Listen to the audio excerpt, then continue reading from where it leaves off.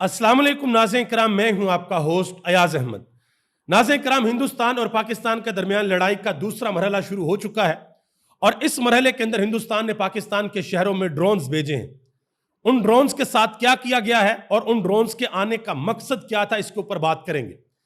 इसके अलावा एक बहुत बड़ा इंकशाफ किया गया है कि इस लड़ाई के अंदर जो कि सामने से सिर्फ दो मुल्क लड़ रहे हैं, पाकिस्तान और हिंदुस्तान लड़ रहे हैं, लेकिन पीछे ये लड़ाई 5 मुल्कों के दरमियान जारी है। वो कौन कौन से 5 मुल्क हैं, कौन सा मुल्क किसके साथ लड़ रहा है, ये इंफॉर्मेशन बाहर आ चुकी है। ये भी आपके सामने रखने के लिए जा रहा हूं। पाकिस्तान के वजीर आजम शहबाज शरीफ साहब ने एक तकरीर की, उस तकरीर के बाद कौम ने क्या रद्द-ए-अमल दिया, इसके ऊपर भी बात करेंगे। DGISPR ने एक प्रेस कॉन्फ्रेंस की, उस पर भी बात करते हैं। और इस वक्त अडयाला जेल के बाहर भी माहौल बहुत ज्यादा गर्म है। अली अमीन गंडापुर इमरान खान के साथ मुलाकात करने के लिए पहुंचे हैं, लेकिन उनको रोक लिया गया है। इसके ऊपर भी बात करेंगे। आपसे गुजारिश करूंगा कि वीडियो को लाइक कर दें, चैनल को सब्सक्राइब कर लें, ताकि यह इंफॉर्मेशन का फ्लो आप लोगों तक पहुंचता रहे। सबसे पहले नंबर पे हिंदुस्तान से जो 2 बयानात आए हैं वो मैं आपके सामने रखता हूं। हिंदुस्तान के जो वजीर खारजा है JS शंकर, उन्होंने कहा है कि पाकिस्तान की तरफ से अगर इंडिया के खिलाफ फौजी कार्रवाई की गई तो इंतहाई सख्त जवाब दिया जाएगा। कार्रवाई 2-3 तरह की होती है। एक लड़ाई होती है कि एयरफोर्स आपस में लड़ती है, पाकिस्तान की एयरफोर्स और हिंदुस्तान की एयरफोर्स, ये आपस में लड़ते हैं। दूसरी लड़ाई होती है कि पाकिस्तान ड्रोन्स भेजे और हिंदुस्तान ड्रोन्स भेजे, ये लड़ाई होती है। और जो तीसरी लड़ाई होती है, जिसके बाद यह समझा जाता है कि जंग अब फुल स्केल के ऊपर शुरू हो गई है, वो होती है जमीनी लड़ाई, जिसमें आपके जवान आमने सामने जाकर लड़ते हैं, आपके टैंक उसमें हिस्सा लेते हैं। तो JS शंकर ने कहा कि अगर पाकिस्तान ने इस तरह की फौजी कार्रवाई की तो इंतहाई सख्त जवाब दिया जाएगा। अब पाकिस्तान ने इसके ऊपर क्या कहा है वो भी आपके सामने रखने के लिए जा रहा हूं। जो इनके वजीर दाखिला है अजीत डोगल, उन्होंने इंतहाई अहम बयान दिया है। उन्होंने कहा जी ऑपरेशन संदूर हमने जो शुरू किया था वो अभी खत्म नहीं हुआ। और पाकिस्तान के अहम तरीन रहनुमा पाकिस्तान मुस्लिम लीग नून के राना सनाउल्लाह साहब, उन्होंने बड़ा अजीबोगरीब किस्म का बयान दे दिया था। उसके बाद फिर शहबाज शरीफ को भी कौम से खिताब करना पड़ा। DGISPR ने भी एक प्रेस कॉन्फ्रेंस की।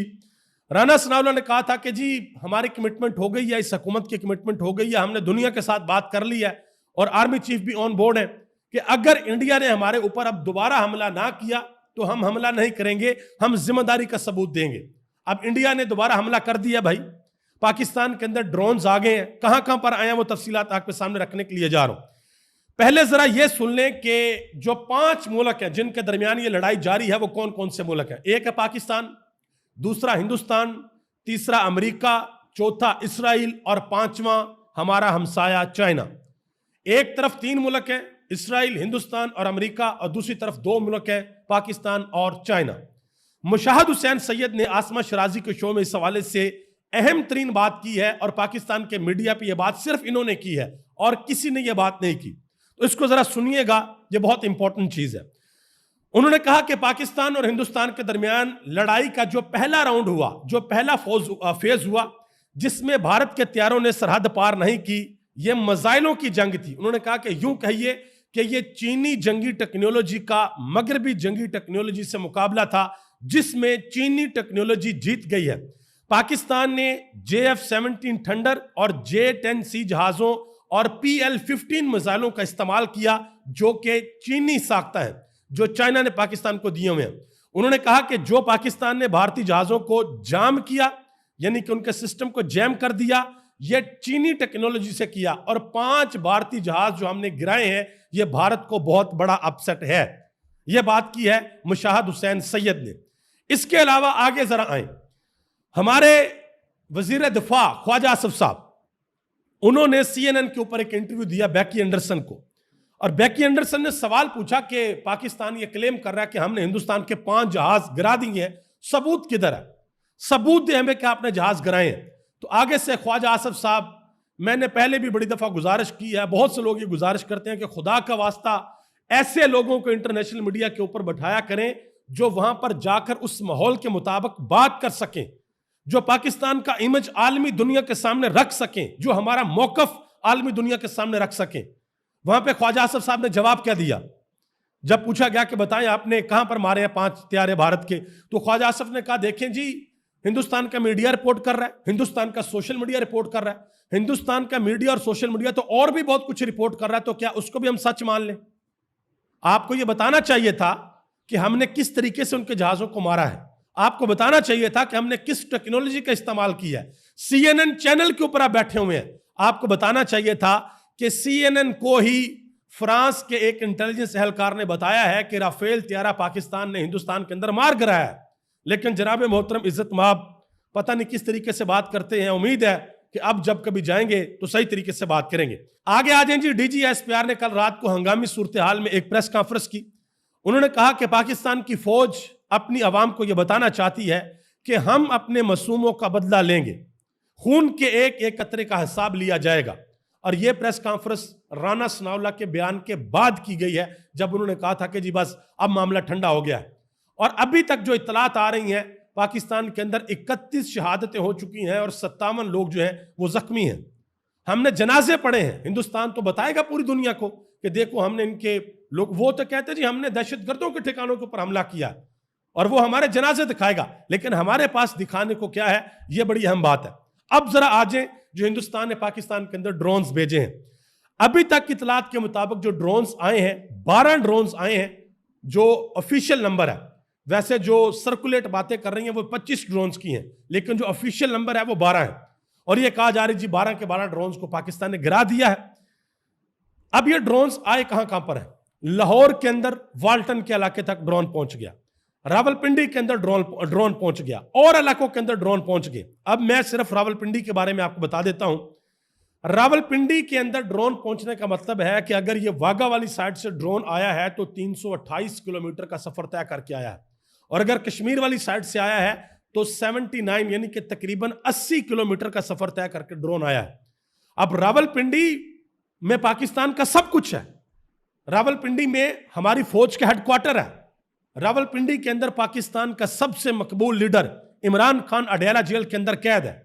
تو آپ اندازہ لگائیں کہ اگر ان کے ڈرون راولپنڈی تک پہنچ گئے ہیں تو پاکستان کو اب کس لیول کا ہندوستان کو جواب دینا چاہیے. اور یہی جواب پاکستان کی قوم اب سوشل میڈیا پر پاکستان کی حکومت سے مانگ رہی ہے. اور لوگ اب یہ باتیں کر رہے ہیں کہ کاش آج ہمارا وزیر اعظم عمران خان ہوتا, تو پھر دیکھتے کہ ہندوستان کو جواب کیسے ملتا ہے.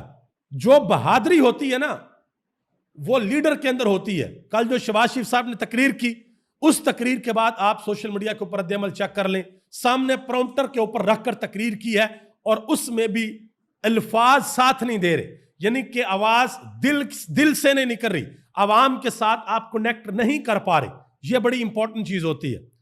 عمران خان جب بات کرتا تھا تو عوام کے دلوں کی بات کرتا تھا, وہ بات اثر رکھتی تھی. اب بھی پاکستان کی قوم وہی چاہتی ہے. امید ہے کہ یہ ضرور کیا جائے گا. راولپنڈی میں جو ڈرون آیا ہے وہ ڈرون راولپنڈی کے اس کرکٹ سٹیڈیم کے قریب گرا ہے جہاں پر پی ایس ایل کے میچز ہو رہے ہیں, اور آج میچ ہونا تھا. اب وہ میچز کو وہاں سے کراچی منتقل کر دیا گیا, وہاں پر اب میچز نہیں ہوں گے. جنید اکبر خان نے کہا ہے کہ عمران خان کو فوری طور پر رہا کیا جائے اور ان کی سیکیورٹی جو ہے وہ یقینی بنائی جائے, کیونکہ وہ بھی راولپنڈی کے اندر ہی ہیں. اب حیران کن طور پر یہ ذرا میں آپ کو دکھا دیتا ہوں, پاکستان مسلم لیگ نون نے اپنے آفیشیل پیج کے اوپر یہ لگایا ہے کہ بھارت کا ہر حملہ ناکام. ڈرونز کا جو ملبہ ہے ان کی تصویریں لگائی ہیں اور نیچے لکھا کہ پاکستان نے بھارت کے 12 ڈرونز حملے ناکام بنا دیے. ڈرونز کا مقصد کیا ہوتا ہے؟ 2 طرح کے کام کرتے ہیں ڈرونز. ایک تو ڈرون آتا ہے ڈائریکٹ حملے کے لیے, اور دوسرے ڈرون آتے ہیں جاسوسی کے لیے, سرویلنس کے لیے. ان کے اندر بہت ہائی کوالٹی کیمراز لگے ہوتے ہیں جو کہ اوپر سے صرف دیکھتے ہیں کہ ہاں بھئی کہاں پر کیا ہے, ہمارے جو دشمن ہے اس کی انسٹالیشنز کہاں پہ ہیں. چاہے پاکستان کا ڈرون بھارت جائے یا بھارت کا پاکستان آئے, یا دنیا کے کسی بھی ملک کا ڈرون اپنے دشمن کے ملک میں جائے, وہ سب سے پہلے جا کر یہ نشاندہی کرتے ہیں کہ کہاں پر انسٹالیشنز ہیں, اور پیچھے جا کر وہ بتاتے ہیں. وہ سیٹلائٹ سے سارا سسٹم کنیکٹ ہوتا ہے, پیچھے سب کچھ پہنچ رہتا ہے کہاں پر کیا ہے. اب لوگ یہ بھی سوال پوچھ رہے ہیں کہ بھئی یہ ڈرونز اتنی اندر تک آ کیسے گئے ہیں. اور بھارت نے جو اپنا آفیشیل بیان جاری کیا, انہوں نے کہا جی ہم نے جو ڈرونز بھیجے ہیں ہم نے پاکستان کے ڈیفنس سسٹم کو ہٹ کیا ہے, ہم نے پاکستان کے ڈیفنس سسٹم کے اوپر حملہ کیا. یہ ابھی تک کی جو اطلاعات ہیں آپ تک پہنچا رہا ہوں. اب محترمہ مریم نواز صاحبہ کی جانب سے کیا کہا گیا ہے یہ ذرا دیکھ لیں. वजीर आला मरियम नवाज का 12 मुकामात पर भारतीय ड्रोन बर वक्त गिराने पर पाक फौज को खराज तहसीन। फिर कहा गया कि पुलिस इंतजामिया और दीगर अदारों को हमा वक्त अलर्ट रहने की हदायत। ड्रोन हमलों में जख्मियों की जल्द सेहतयाबी के लिए दुआ। ड्रोन हमलों के दौरान जख्मी शहरी और अफसरान की बेहतरीन इलाज की हदायत। कमसन बच्चों समेत बेगुनाह शहरियों को शहीद करके भारत ने नंगी जारियत का इर्तिकाब किया। आखिर में कहा कि दुनिया भर में भारतीय पायलट नाअहली और नाकामी का इस्तारा बन चुके हैं। वजीर आला पंजाब, मोदी का नाम अभी भी इनके मुंह शरीफ से बाहर नहीं निकला। मोदी का नाम जुबान पे नहीं आ रहा, ना हमारे वजीर आजम, ना हमारी वजीर आला और ना हमारे सबसे बड़े लीडर जनाब मोहतरम इज्जत माब नवाज शरीफ साहब। मोदी का नाम इनकी जुबानों के ऊपर नहीं आ रहा। और इमरान खान से इसी वजह से मोदी डरता था, खौफ खाता था और पूरी दुनिया के मुल्कों को कहता था कि इसको को मेरा नाम ना ले, इसको को आरएसएस का नाम ना ले। लेकिन ना तो आरएसएस का नाम लिया जाता है और ना ही मोदी का नाम लिया जाता है। बैरिस्टर गौहर अली खान ने क्या कहा जी? उन्होंने कहा जी हमें अपनी फौज पर पूरा भरोसा है, भारत को बहुत जल्द इस जारियत का जवाब दिया जाएगा। भारत को ऐसा दिनदान शिकन जवाब मिलेगा कि वो याद रखेगा इंशाअल्लाह। अल्हम्दुलिल्लाह हमारी फौज के अंदर ये कैपेबिलिटी है कि हम ये जवाब दे सकते हैं। लेकिन एक फेज उससे पहले आता है, वो फेज है हेड ऑफ स्टेट का, कि हेड ऑफ स्टेट के अंदर जुर्रत और हिम्मत हो।